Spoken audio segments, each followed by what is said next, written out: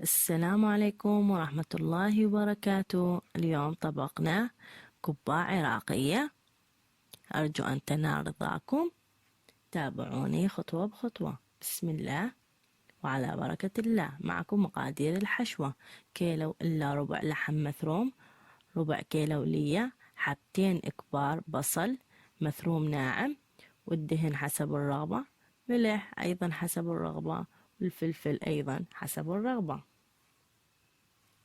نبدي بشغل الحشوة. أبدي بإضافة أول خطوة إضافة اللحم بالمقلاة.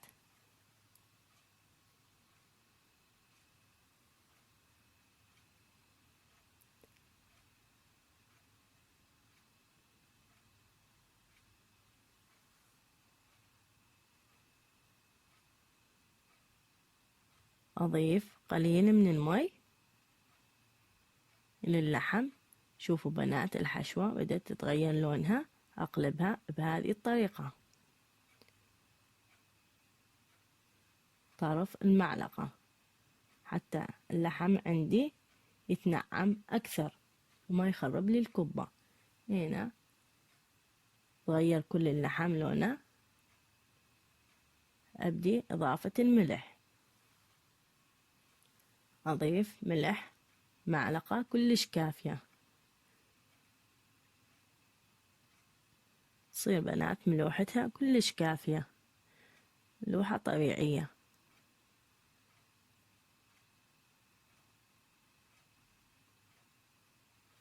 بنات الحشوة، اللحم هذل عندي عند هذل الماي عفو، أخليه على النار إلى ما تنشف. بعدها أضيف المواد. عندي اللحم هنا نشف من الماي نهائيا، ما ظل نقطة ماي. أضيف اللية، أبدي بخلطها.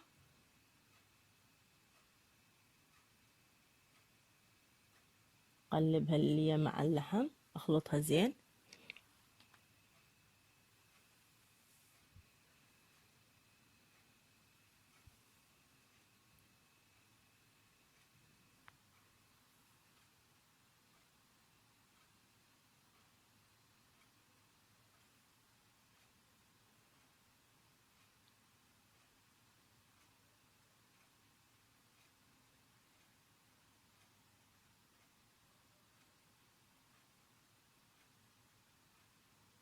قبل لا تذوب اللية أضيف البصل.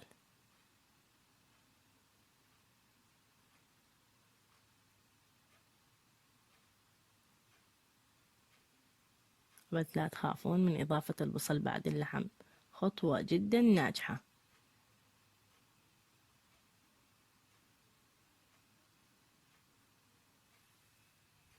أخلط البصل مع اللحم.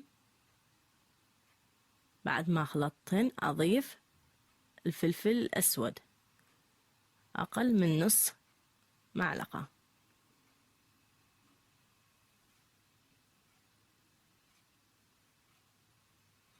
اللي يحبها حادة يضيف أكثر.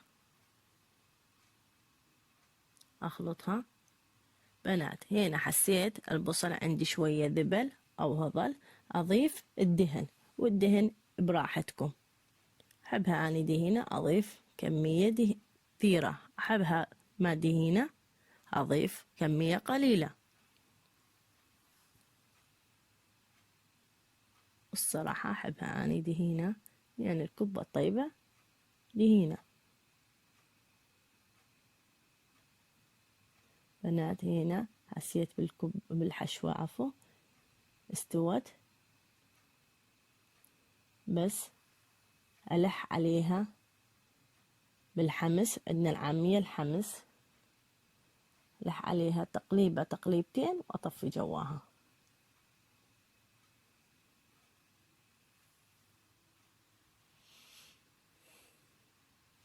هنا انحمست بعد تقليبة تقليبتين.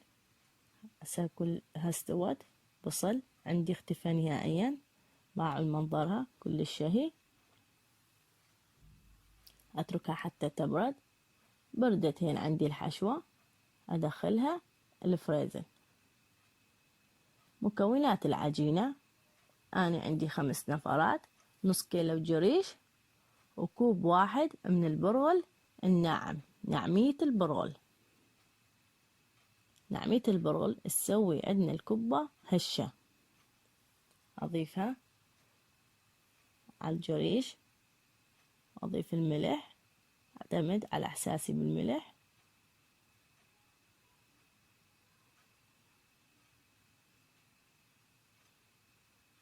أبدي خلط المواد،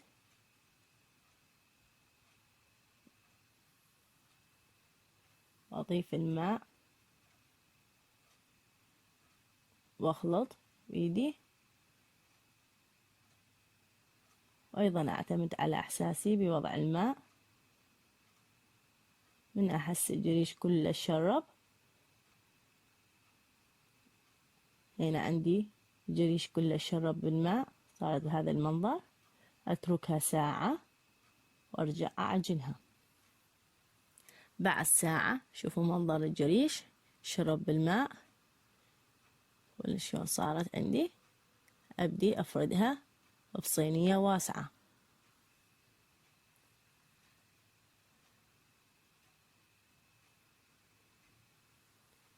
بهاي الطريقة أعجنها. بهاي الطريقة يكون الماء بالقرب مني. أحس تريد تحتاج بعد ماء، أرش عليها رشات جدا بسيطة. بنات عندي العجينة هنا جهزت، أقطعها قطع متوسطة الحجم.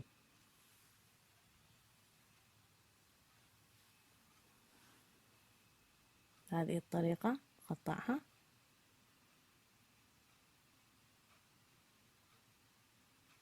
أقطع كل العجين وأرجع لكم. بنات قطعت كل العجينة وهذا شكلهن، كلهن مستوى واحد.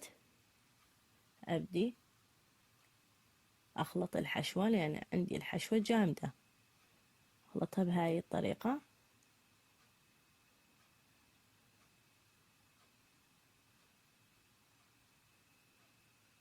أخلطها وأرجع لكم.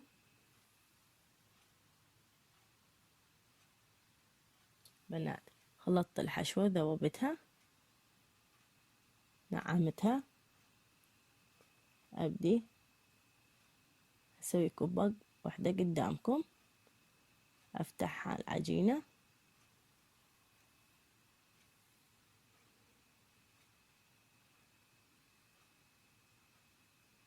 وأحشيها وأضغط عليها. أحشي، أضغط عليها طرف أصابعي.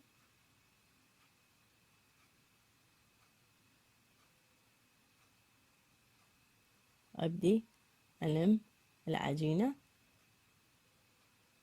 ألمها وأشيل العجينة الزايدة، ما أبقيها لأن هي تخلي الكبة. أنا شوفوا أبدي أطبها، أضغط عليها وأكبرها وأضغط واستمر. شوفوا الجهة الثانية. طريقتها كلش سهلة.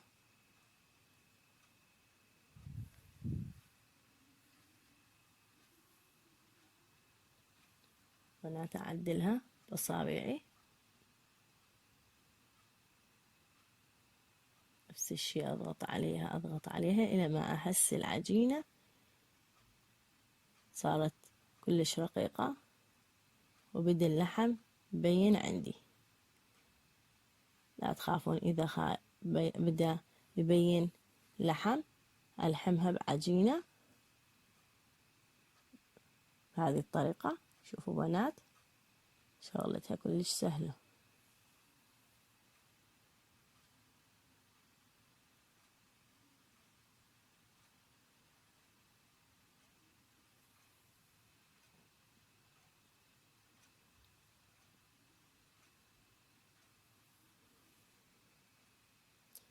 هاي شكلها الأخير، أحطها بصينية على نايلونة.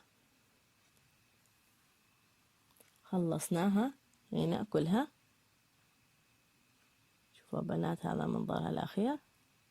عندي هنا المي يغلي، ضفت معلقة واحدة من الملح، وأبدي وضع الكبة بعد ما أتأكد منهن كلهن ما يبين أو يخايل اللحم ببطنهن.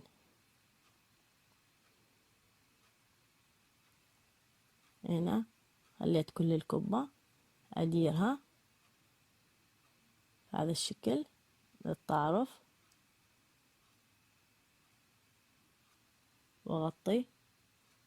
أغطيها إلى حد ما تفور. هنا فارت، أرفع الغطاء وخليها 10 دقائق ربع ساعة لما تستوي. هنا استوت عندي، كملت. أبدي أرفعها من الماء. شوفوا هذا منظرها بعد ما استوت. هنا هذا طبقنا الأخير، أرجو أن يعجبكم. لا تنسونا حبايبي باللايك والشير والمشاركة مع الأصدقاء. دمتم في رعاية الله وحفظه. مع السلامة.